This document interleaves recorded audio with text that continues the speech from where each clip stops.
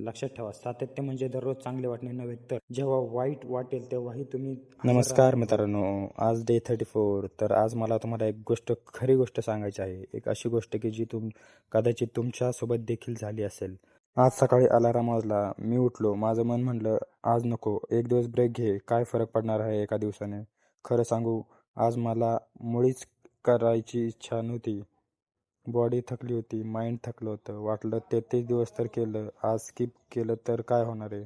आणि हे मित्रांनो, हा विचार येणं सगळ्यांना नॉर्मल आहे. सगळ्यात नॉर्मल आहे. म्हणजे तुम्हाला पण झालं असेल ना, जिमसाठी उठायचं पण ब्लँकेट सोडायचं नाही, स्टडी करायचा होता पण फोन हातात घेतला, वर्क करायचं होतं पण नेटफ्लिक्स चालू केलं. हे सगळ्यांबरोबर होतं. तुम्ही अलोन नाही आहात. पण आज काहीतरी वेगळं केलं.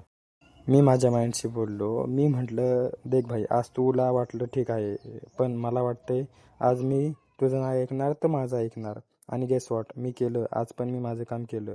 आज मी जो माझा फिलिंग आहे ना, तो अवर्णनीय आहे. कारण मला कळालं आहे, ज्या दिवशी तुम्हाला ते करायचे वाटत नाही, तो दिवस सर्वात महत्त्वाचा असतो. तो दिवस सर्वात महत्त्वाचा असतो. ज्या दिवशी तुम्हाला वाटत नाही, पण तरीही तुम्ही करता, तो दिवस तुमचा कॅरेक्टर बनवतो. त्या दिवशी तुम्ही प्रूव्ह करता की तुम्ही किती सिरियस आहात. विनर आणि लूजरमध्ये हाच फरक असतो मित्रांनो. दोघांना वाईट दिवस येतात, दोघांची इच्छा करायची नसते, पण विनर म्हणतो I don't feel like it but I will do it anyway. आणि लूजर म्हणतो I don't feel like it so I want do it. एवढाच फरक, फक्त एवढंच. तर आज माझा तुम्हाला संदेश आहे, तुमचे सर्वात कठीण दिवस हेच असतात, तुमचे सर्वात इम्पॉर्टंट दिवस. ज्या दिवशी तुम्ही थकलेले असता, निराश असता, डिमोटिवेट असता आणि तरीही तुम्ही शो अप करतात, त्या दिवशी तुमची खरी ग्रोथ होते. आज डे 34 आहे, 26 दिवस बाकी आहेत आणि मला खात्री आहे यापुढे पण असे दिवस येणार जेव्हा तुम्हाला करायचं नसेल पण मी करणार. कारण कमिटमेंट हे फिलिंगपेक्षा मोठं आहे. तुम्हाला पण असे दिवस येतील, पण प्रॉमिस करा स्वतःशी, माझी इच्छा नसतानाही मी तिथे असेन. लक्षात ठेवा, सातत्य म्हणजे दररोज चांगले वाटणे नव्हे, तर जेव्हा वाईट वाटेल तेव्हाही तुम्ही हजर राहणे होय.